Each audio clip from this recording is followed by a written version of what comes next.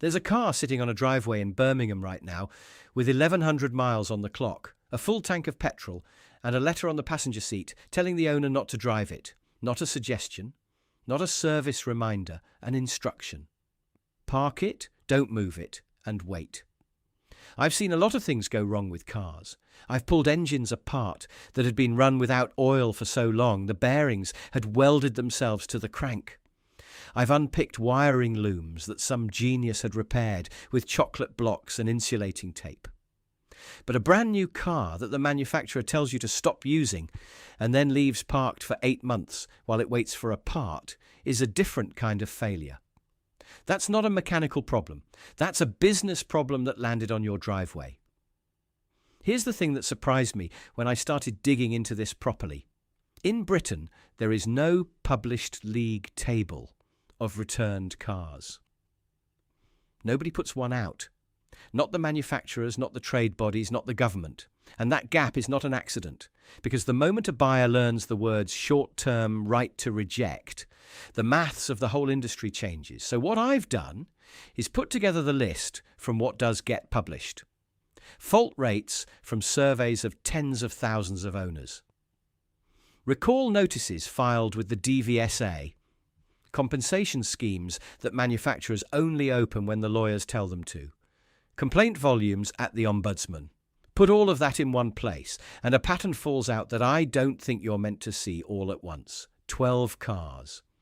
Counting down. And I'll be straight with you.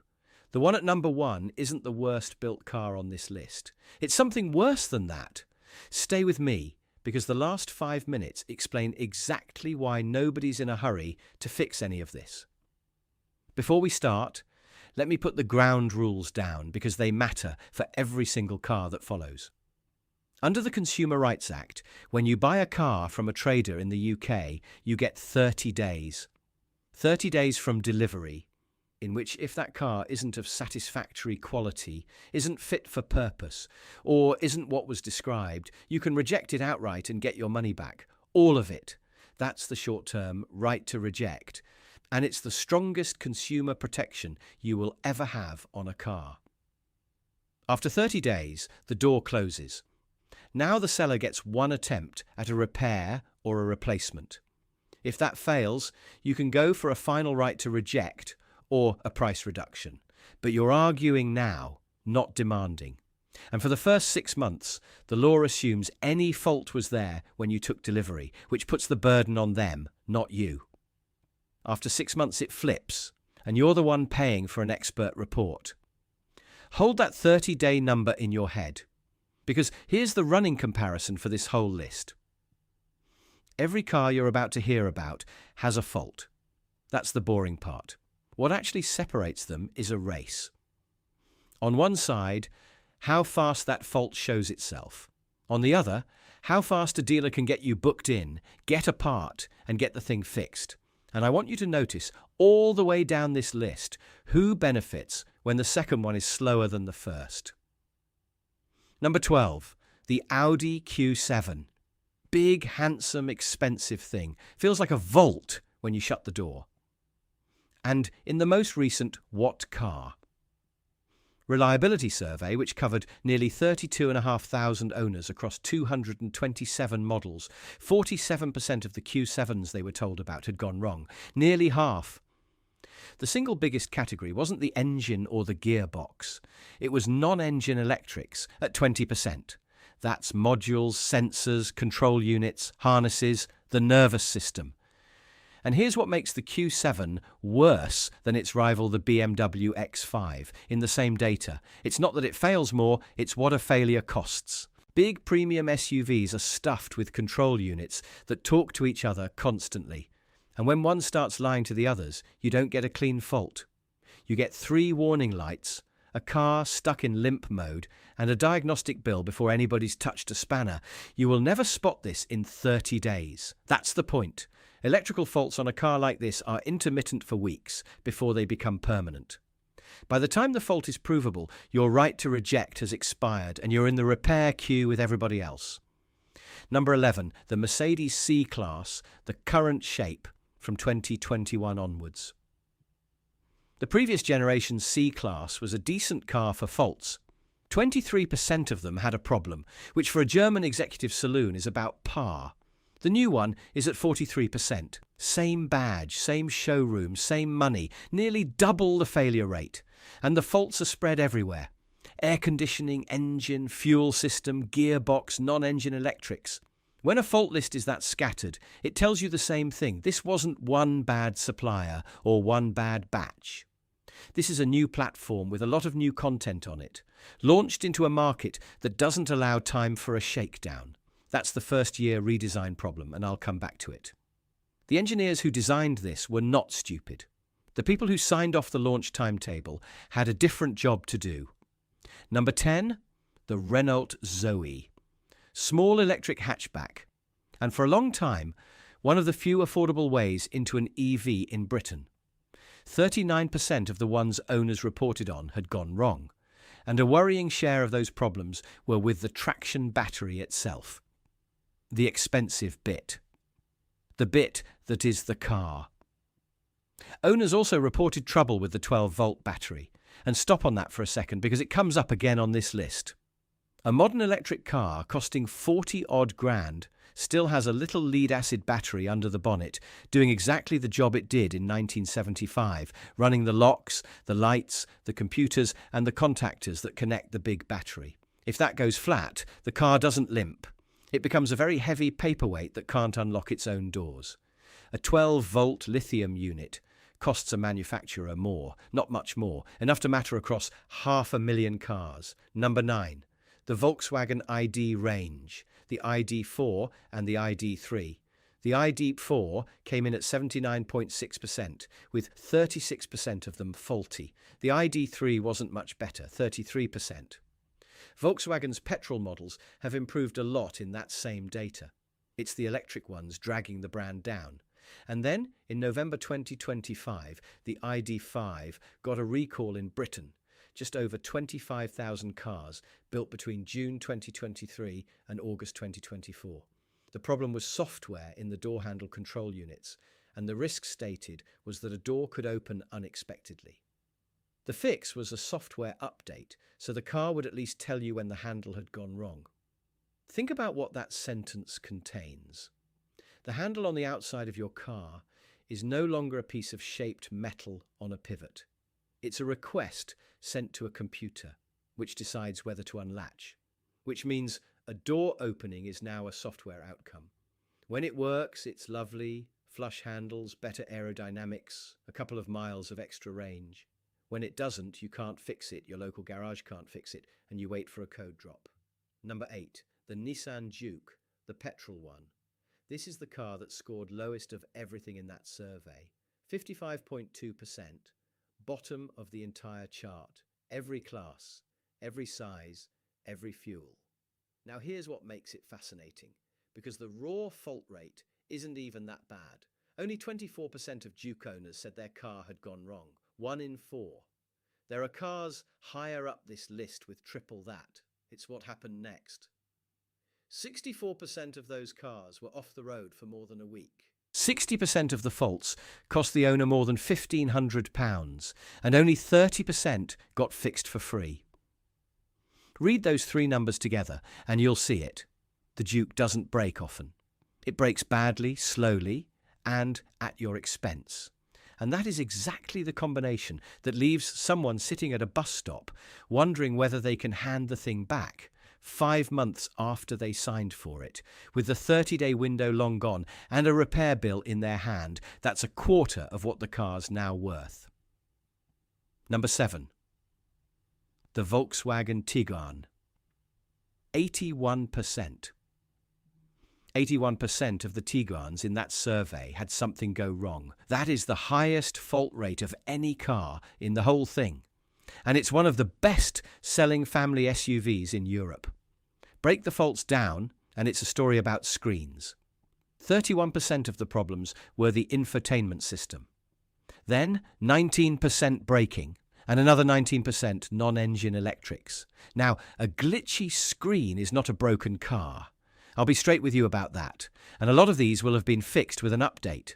But on a car like this, the screen isn't a radio anymore. It's the climate control. It's the heated seats. When the display goes dark on a February morning, you haven't lost a luxury, you've lost your demister.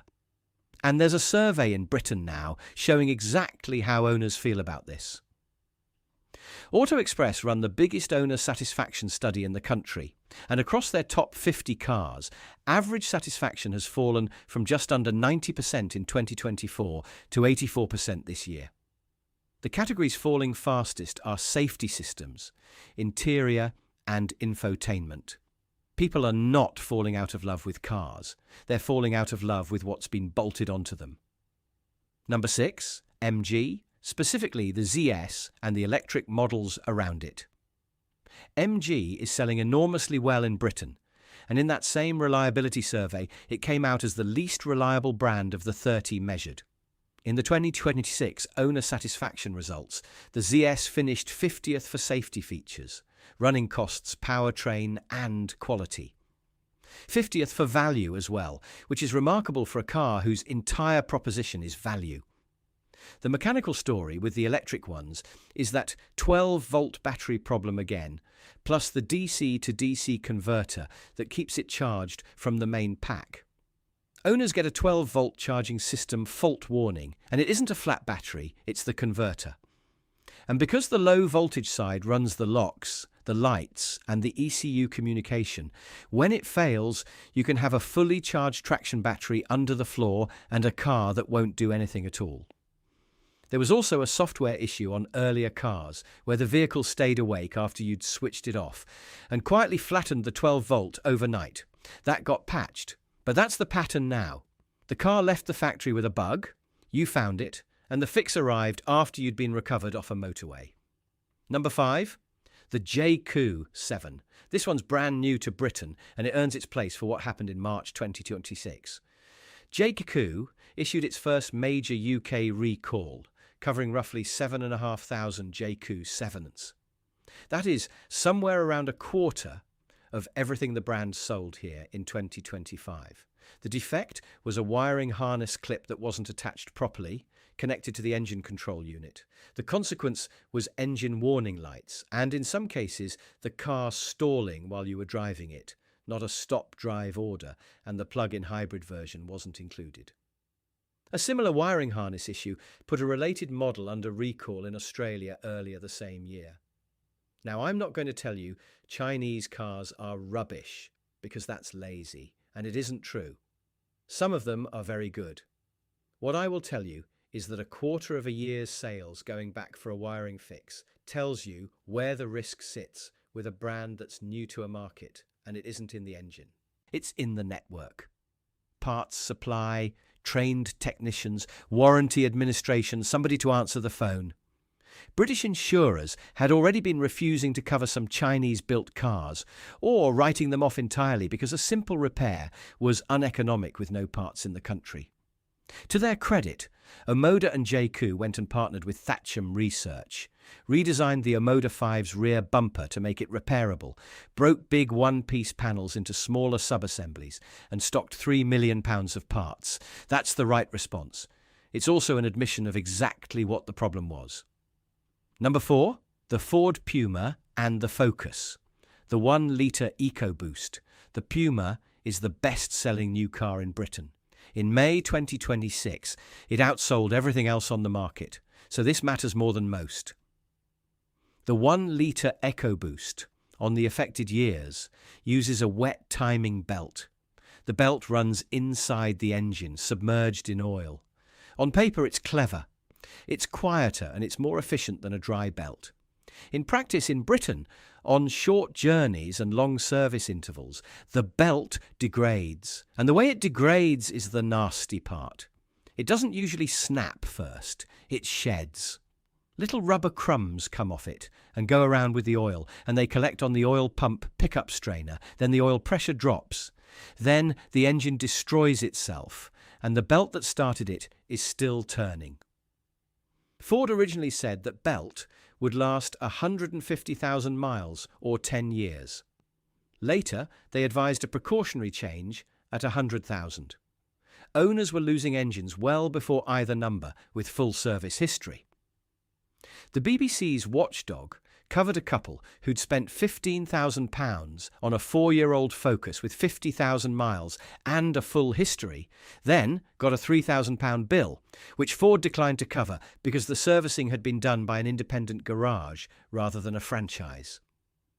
Ford has also slipped from mid-table to 6th from bottom for reliability in that owner survey, with Focus and Cougar plug-in hybrid owners reporting high volumes of faults, a lot of them 12-volt battery again.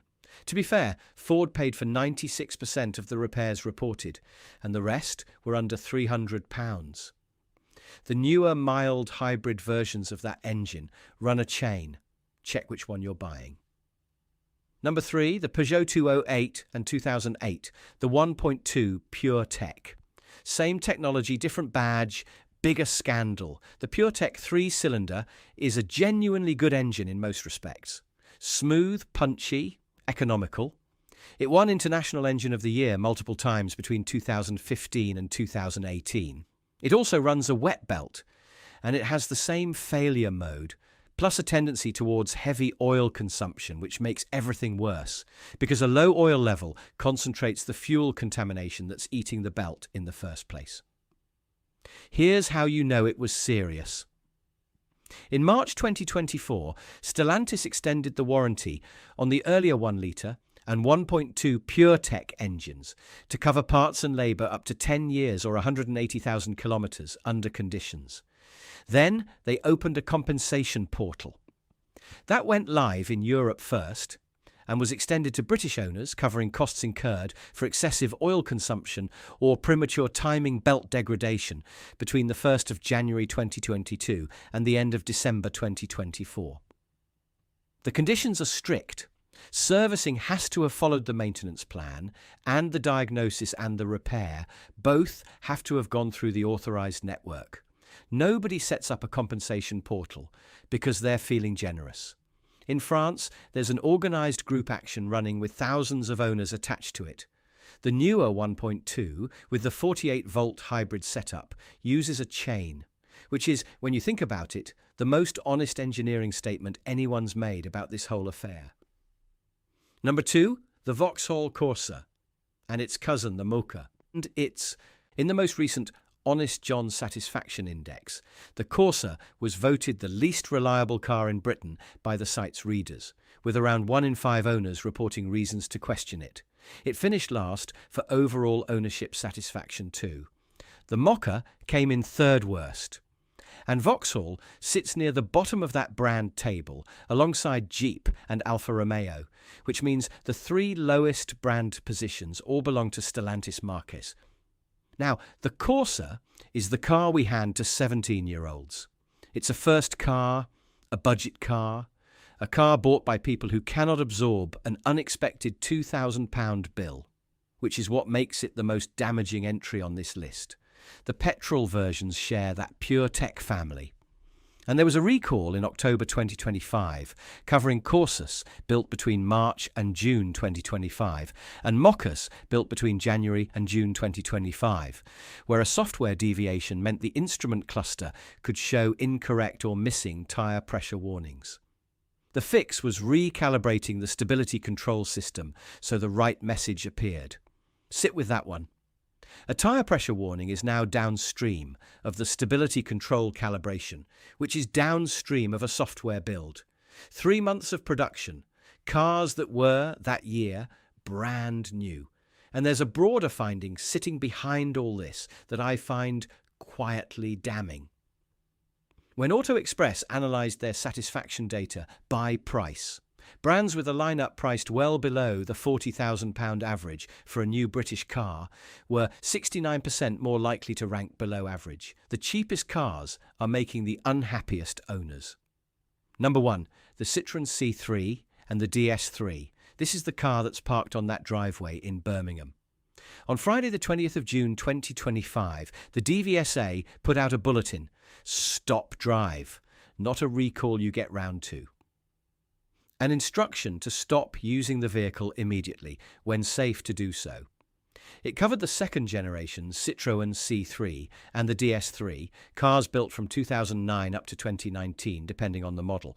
And in Britain, it caught something in the region of 120,000 cars. The reason was Takata airbag inflators. Takata used ammonium nitrate as the propellant. Ammonium nitrate is cheap, it's energetic, and it is sensitive to moisture and heat cycling. Get water vapour into that propellant over the years, and it can burn far too fast, and rupture the metal housing instead of inflating the bag.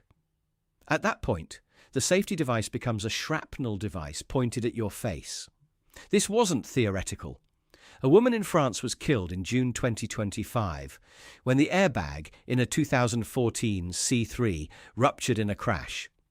The French Transport Ministry went on to order a stop drive across 2.5 million cars. Across all brands and all territories, French authorities have linked at least 18 deaths to these inflators. So why is this number one rather than the engine failures? Because of what a stop drive does to you. You still own the car. You still owe the finance company every monthly payment. But you cannot legally or safely use it.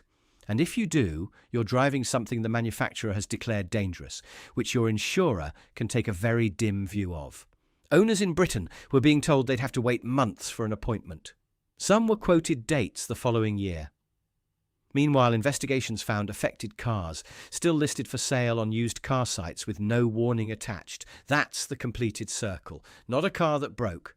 A car you own, pay for, and are forbidden from using.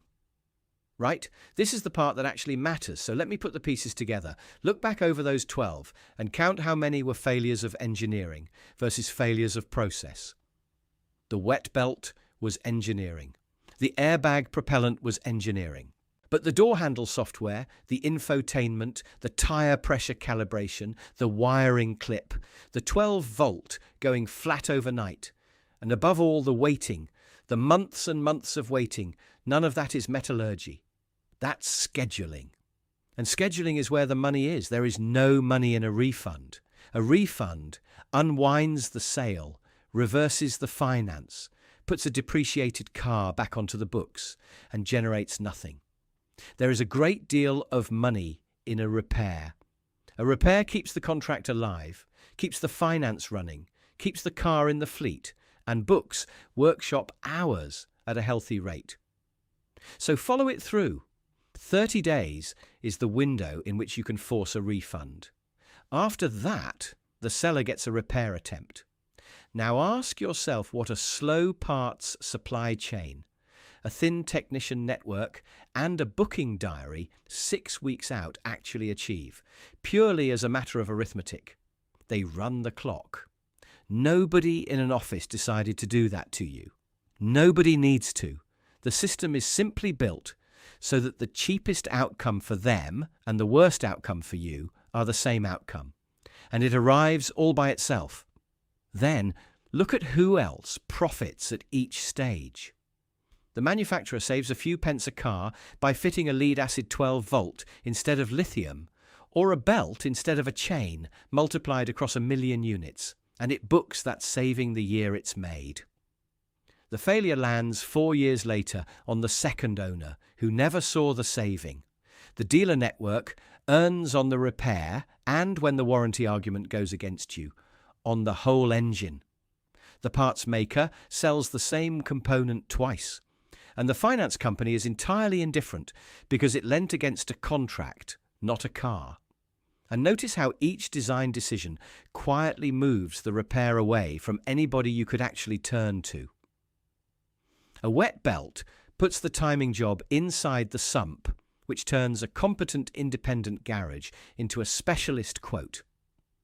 A software fault means your local mechanic literally cannot help you, whatever his skill, because he doesn't have the code. Complexity doesn't just make things break, it decides who's allowed to fix them. The recall figures are where this gets bleak.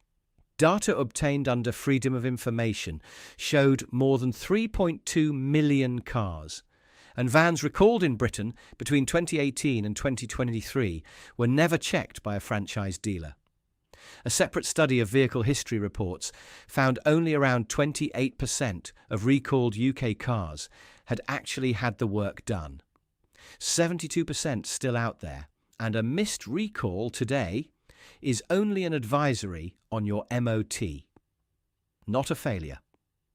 Government is reportedly considering changing that. It hasn't yet. So here's what I keep coming back to. There's nothing wrong with a machine being complicated. Some of the finest engineering I've ever had in my hands was fiendishly complicated. What's changed isn't the complexity. It's that complexity used to come with a manual, and now it comes with a license agreement. The old mechanics understood their cars completely, not because they were smarter than us, but because the cars were built to be understood. Every part had a purpose you could see, and a fastener you could reach. When something failed, it told you, and then you fixed it.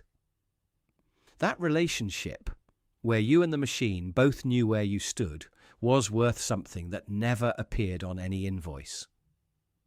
What's been taken isn't your ability to change a belt. Most people were never going to. It's the ability to know, to open the bonnet and understand what you're looking at, to get a second opinion that means anything, to walk into a conversation about your own car with any leverage at all. That's what a sealed system removes, and it removes it quietly, one convenience at a time, which is exactly why the 30 days matter so much. It's the last piece of leverage the law gives you, and almost nobody knows they have it. So here's what I want you to actually do with all this. First, the day your new car is delivered, write the date down, not in your head, written down with the delivery paperwork. That's day 1 of 30, and it is the most valuable 30 days you will ever own. Second, drive it properly in those 30 days, not gently.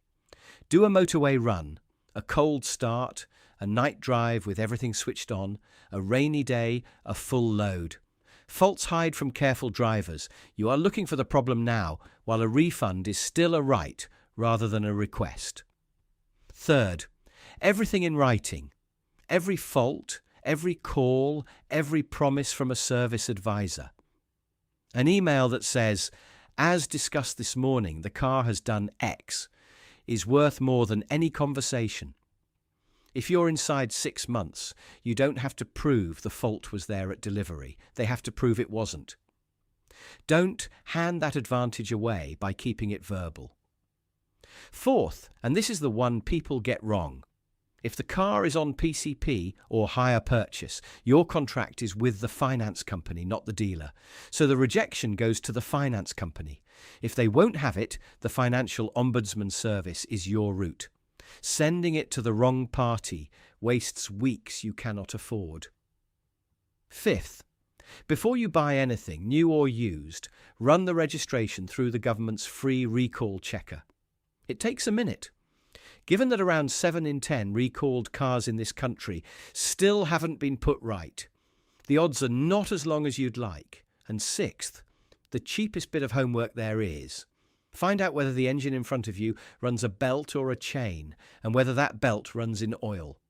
On the Fords and the Stellantis cars, this changed part way through production, so it comes down to the build date and the exact engine variant, not the model name on the boot lid. 2 minutes with the VIN. Do those 6 things, and here's where it gets you. Somewhere around month 4, you get a warning light on a Tuesday, and instead of that sinking feeling, you know exactly what your position is. You've got the paperwork. You know who to write to and what to ask for. You're not begging. You're just holding a piece of paper that says what you're owed. That's a completely different afternoon. Now, I want to hear from you, and be specific about it. Have you ever tried to reject a car in Britain? I want to know what actually happened. Did the dealer roll over? Or did they tell you it was normal for the model? Or did they simply run the diary out until your 30 days had gone? And if you got your money back, tell me how, because those replies are the most useful thing on this channel. And if you're one of the C3 or DS3 owners who's been sat on a stop drive letter, tell me how long you waited. I want the real numbers, not the press release ones. I read every single one of these. Every one.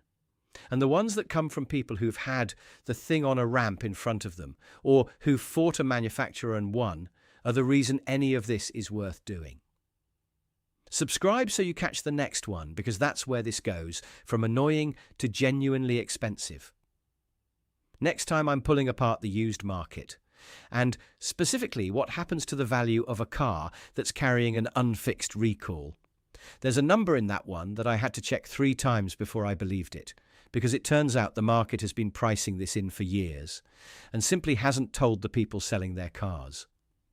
Until then, keep the paperwork, count the days, and remember that on every single car on that list, the fault wasn't the expensive part. The waiting was.